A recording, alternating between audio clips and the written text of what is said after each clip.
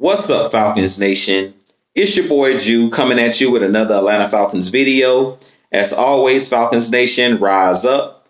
In today's video, I would like to talk about Dante Fowler and should our Atlanta Falcons cut Dante Fowler this offseason. But if you're new to the channel, please hit that subscribe button, hit that notification bell so you'll know when I've done Atlanta Falcons content or Cleveland Cavaliers content. I really appreciate each and every one of you guys for continuing to tune in, continuing to share out my content. If you would like to follow your boy on Twitter, you can follow me at Jew Talk Sports. But with that being said, let's jump right into the video.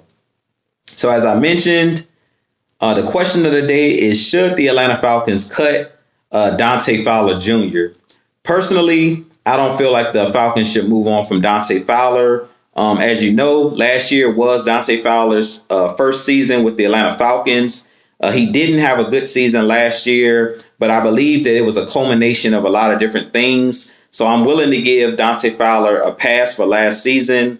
He did only have 3 sacks on the season. Only, I believe, 4 tackles for loss. And then he had 8 quarterback hits, or 8 quarterback hurries. So he didn't have a good season last year. He didn't live up to the contract that he was given. But like I was stating before, I do believe it was a culmination of poor coaching. I don't believe that the coaches did a good job last year of using Dante Fowler in the correct ways, using any of these defensive players in the correct ways. We were playing, that soft cover 3 when Dan Quinn was here early in the season before he was fired. Everything was, dropped back into coverage, rushing only 3 guys instead of 4 guys at times. Dropping your defensive lineman back in the flats and things of that nature. We didn't do a good job of scheming guys open. We didn't do a good job of using Dante Fowler's strengths. Another thing that I believe is injuries had a factor in Dante Fowler's struggles last year as well. Early in the season, he did have a high ankle sprain, and then I also believe at one point in the year, he was on the COVID list as well. So a culmination of all of those things, last year was just a very weird year due to the players playing through COVID-19 and guys having to be tested daily. It was just a crazy season. No preseason games. It was just a really crazy offseason, limited training camp. So I feel like all of that played into the factors or played into the hands of Dante Fowler not having a great season. I know a lot of Falcons fans might be saying I'm making a lot of excuses for Dante Fowler, but I believe a lot of these excuses are legitimate facts, not just excuses, but these are legitimate facts and legitimate reasons of why I believe Dante Fowler didn't have the best season last year. Another thing that factored into Dante Fowler's play is Tat McKinley, a guy that we thought, was supposed to be that number 1 pass rusher on our team. The Falcons didn't pick up his 5th-year option because he hadn't performed. He hadn't ever gotten double-digit sacks in a season. And then everything just went downhill last year with Tat McKinley. So Dante Fowler didn't have that other bookend on the other end that could get pressure. So a lot of the attention was on a guy like Grady Jarrett and a guy like Dante Fowler. We had to, basically cut Tat McKinley, because of his insubordination to the coaches and to the organization. So they end up having to cut him. And then guys were forced into next man up, like guys like Steven Means, guys like Jacob Tuioti Mariner, guys like John Kaminsky, Charles Harris. A lot of these guys were forced into action due to Tat McKinley not living up to that first round billing. So I feel like all of this played a factor in Dante Fowler not having the worst season of his career. I do expect Dante Fowler to bounce back this season. Another thing I think a lot of Falcons fans are forgetting is we were a coin flip away from signing a guy like Robert Quinn. Robert Quinn was a guy from the LA Rams that signed with the Chicago Bears last offseason. He was a guy that the Falcons was trying to sign, and he basically said it came down to a coin flip.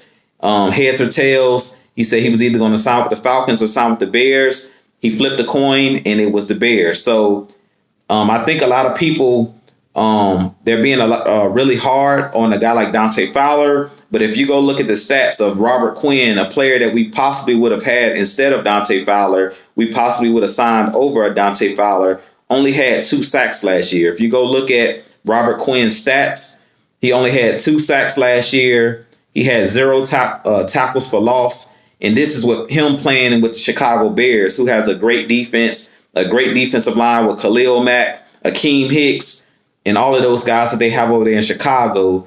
And Robert Quinn was only able to muster up 2 sacks. So I really feel like as Falcons fans, we have to be careful what we wish for, because I do believe Dante Fowler is a solid player. I do believe he's a guy that can get you multiple double-digit sacks, multiple double-digit sack seasons. The season before he signed with the Falcons, he was with the LA Rams, and the scheme that they ran was one of those schemes where he flourished. He was playing with guys like Aaron Donald, Michael Brockers. On the other end, they had a guy like now Leonard Floyd on that defensive as a defensive end or outside linebacker. So I felt like when he was there with the LA Rams, playing that 3-4 defense with him being in that 2-point stance, standing up on the edge, is where Dante Fowler excels. To me, he's a better player standing up than a player with his hand in the dirt. To me, he's more of an outside linebacker than a defensive end. And I feel like last year we just didn't do a good job of being aggressive. One thing we've talked about numerous times with this Atlanta Falcons defense under Dan Quinn's tutelage was our team was soft because they weren't aggressive. And that's something that's going to change from day one with Dean Pease as the defensive coordinator. He's a guy that believes in attacking opposing offenses. He doesn't believe in counterpunching and giving, guys yards underneath. He believes in, strangling offenses like a boa constrictor. He believes in bringing pressure, bringing the heat. And I really feel like Dante Fowler is going to benefit from a coach that blitzes and uses different schemes, because he talked about not only running a 3-4 front this year, but also using a 4-3 front and being multifaceted. So I think that's another thing that's going to benefit Dante Fowler, because Dante Fowler is a player that you can move around. He's a guy not only that can blitz, but he's also a guy that you can put in coverage in the flats and things of that nature, kind of like a Vic Beasley. So I really think this year we're going to see the best out of Dante Fowler. Another thing that I think a lot of people are overlooking is a guy like Marlon Davidson, who's going to be in his second year out of Auburn at the nose tackle, Grady Jarrett, and then these guys that we might sign in free agency, whether it's in free agency or whether it's in this year's draft. Dean Pease and this defense and the Atlanta Falcons, Terry Fontenot, they're going to bring in bigger players. That's another problem with this Atlanta Falcons team that I really feel like has hurt the pass rushers on the outside. We haven't had consistent pressure on the inside of this defense. We haven't had consistent pressure, or we haven't had consistent ability to stop the run. And I really feel like that's something that we're going to be able to excel at this coming season with a guy like Dean Pease that believes in playing downhill. He believes in having bigger players in the trenches, because he did coach in New England and he did coach in Baltimore, and as well as with the Tennessee Titans. And if you look at all three of those organizations, they believe in having big players in the trenches. And that's not something that Dan Quinn believed in. Dan Quinn believed in fast and physical. He believed in having smaller, faster, quicker players, more athletic players, athletes. He didn't believe in having 320-pound plus defensive tackles on the inside of the defense. And that's something that we've really struggled with ever since a player like Rashid Hageman left the Falcons. So I really feel like all of this was a culmination of the struggles for a guy like Dante Fowler, not having those dogs on the line with him that can consistently get pressure. We've talked about it numerous times with a player like Grady Jarrett.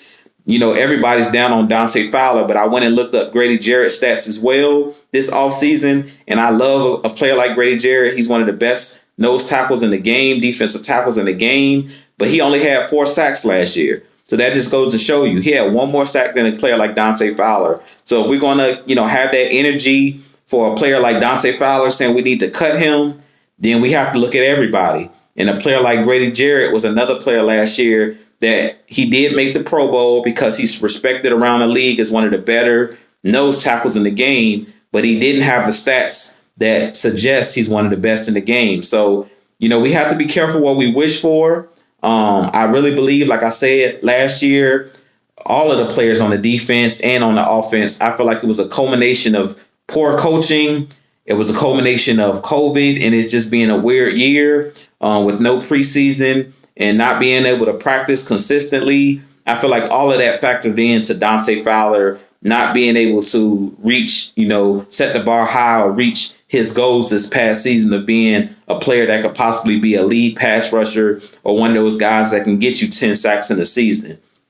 Now, this year, there's no excuse. I feel like Dante Fowler, if he doesn't prove it this year, then maybe next year you could possibly move on from him in 2022. But I don't believe that it's fair that we move on from him after one season, especially under the terrible coaching regime that we had last season. But with that being said, you guys let me know what you think of the video. Do you think we should move on from a player like Dante Fowler? Personally, I believe that Dante Fowler should be on this Falcons team in 2021. I want to see what he can do under Dean Pease and this aggressive style defense. I think he's going to definitely have a better season, with this under this coaching regime. But you guys let me know what you think of the video.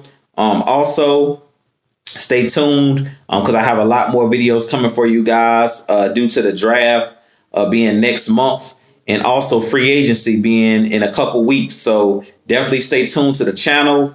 Definitely hit the subscribe button if you haven't already. Help your boy get to 1,000 subscribers. We are trying to reach our goal there. Also, go over to Atlanta Falcons Nation and hit that subscribe button there as well. We're on the road to 1K with Atlanta Falcons Nation as well. But like I said, this been your boy Jew.